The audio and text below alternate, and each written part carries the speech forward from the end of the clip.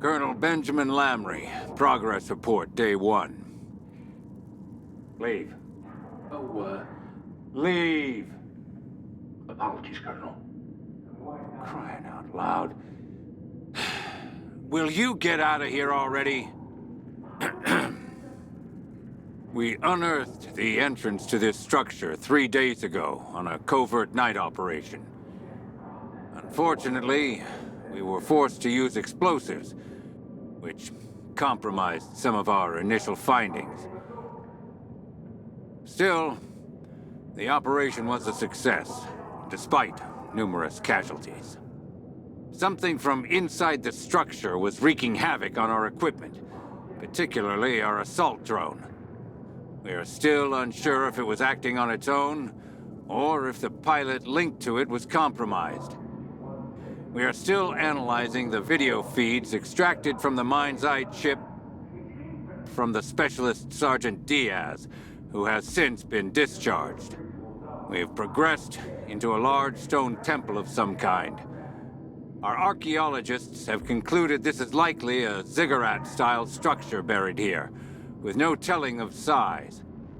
There are ancient inscriptions, an unknown language, and what looks like multiple chambers. We will proceed with caution. More tunneling and drilling teams are being dispatched.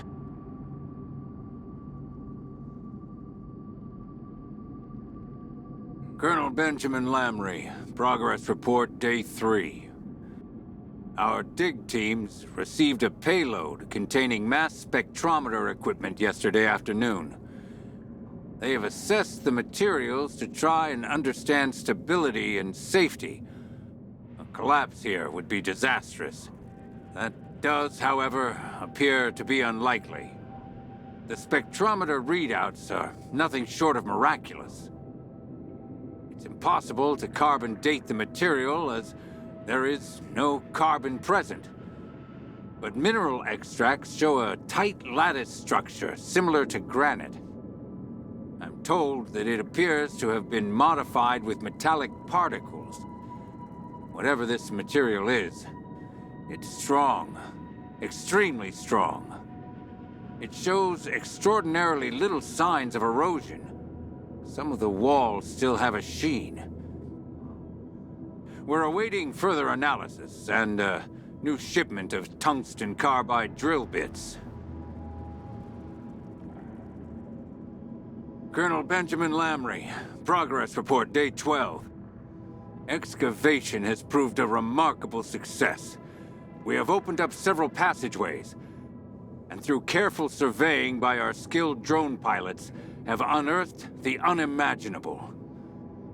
Massive, expansive, intact rooms. Hundreds of inscriptions in a completely undiscovered language. However, we have encountered our first hurdle. There are a series of doors, mechanical in nature. Our teams have determined that forced entry could lead to a total collapse, perhaps even by design.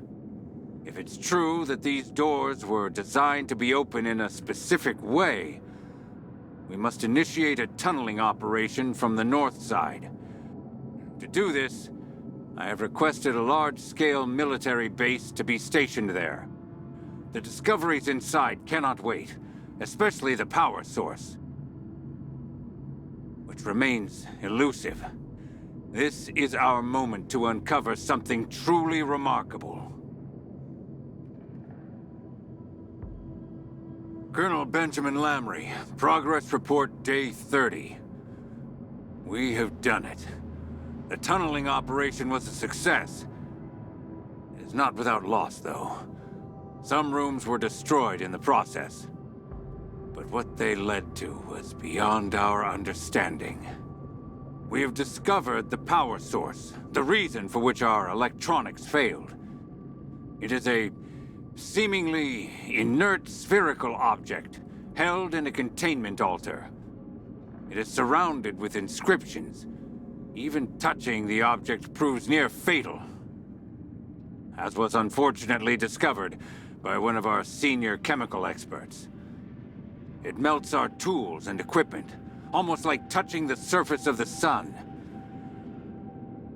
We're working overtime to analyze the energy and develop our own containment mechanism. Simultaneously, our linguistics experts are doing everything they can to translate the unknown language. I have full faith that we will be able to extract this artifact. And if our theories are correct, we could have a source of infinite energy entirely within our control. The military applications for this would be unprecedented. Colonel Benjamin Lamrie, Progress Report Day 35. The inscriptions around the spherical object, hereby referred to as the orb for simplicity's sake, do not seem to depict anything pertaining to its release. Some of our experts theorize that it is possible that the orb was never intended to be released from this room. If our estimations of construction dates are correct, this structure far predates even the pyramids. If this is indeed an object from a non-human intelligence, then it's possible that this was not designed for human machinery. But more research is needed on this subject before I am inclined to believe such radical theories. Colonel Benjamin Lamrie, Progress Report Day 45. Our teams are struggling. My men are getting cold feet. There's superstition amongst my ranks. Bad omens, whispers in the air, voices heard inside their minds. I must confess, I've heard it. Whatever I think I heard, I'm sure it's nothing more than a subconscious, perhaps unconscious hallucination created in my own mind. I will not allow this superstition to impede our work. The men in question have been sent for full psych eval. Reports are pending.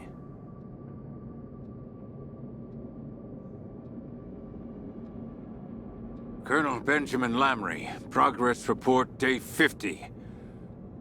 The orb remains on its altar, unmoved. Our experts baffled. Our teams bewildered. My men are reporting upsetting disturbances to their sleeping patterns and are experiencing visions. Yet they cannot articulate a single one to me. They mumble and mutter and stutter. I have heard the voices they have heard. Unclear, like a hazy whisper, inaudible. It calls in my sleep.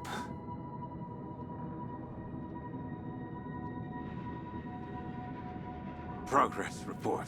Day 60, or 62, 61. Get out of here! Still, we try, and still, the orb sits. More men have lost their lives. Some have taken their own. I know that this is of non-human origin. I am certain that the beings that put this here are still somewhere. We need to contact them. We need their voices. They have the answers. They gave this to us as a gift, and we cannot take it without their permission. Our search must lie elsewhere.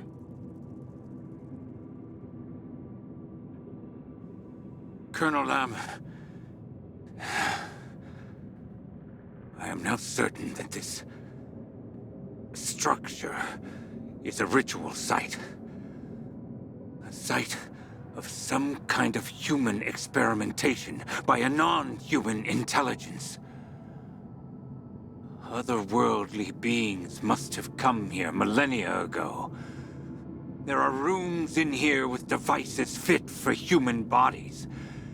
I have seen them on the recordings from Diaz. Places that we cannot reach without risk of collapse. There are human depictions in the wall carvings, but there is a missing presence, missing entities. They have obscured themselves, but I will find them. I will know their name.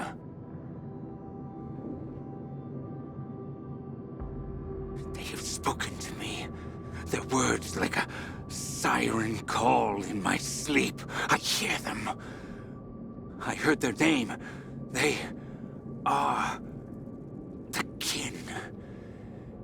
Even the orb speaks to me. I know it now. I have been chosen. The orb will release itself to me when my understanding is complete. This is a test. The other rooms, the statue, the crystals. It was all a trial, and I did not complete it, and yet they still consider me worthy. Perhaps it is my persistence, but they will guide me. I heard them. Even now, listen! Nothing. I have been chosen. I was always chosen. I remember my dreams now. I have been granted a higher level of understanding. I sit at their table. I drink from their chalices. They speak directly into my mind.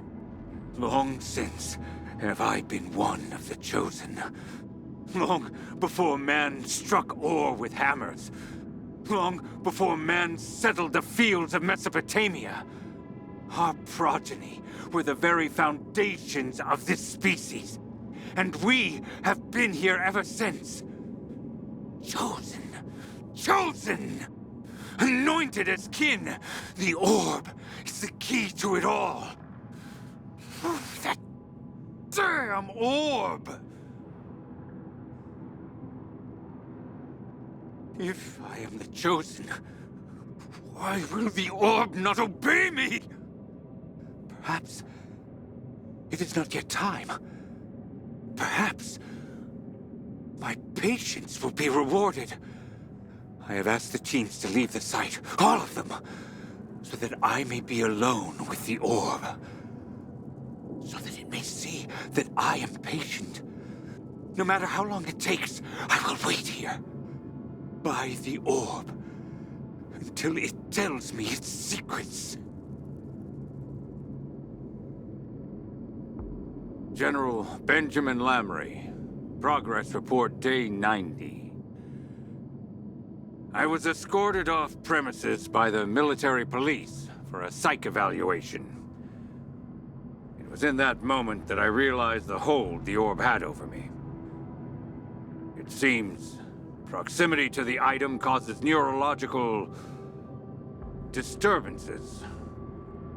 My men and I have made full recovers, as documented in my psych review. The military base has been established. Area S is now fully operational. Alongside the completion of Area S, I received a rank promotion to General. With this, I have a lot more control over available resources, which will aid us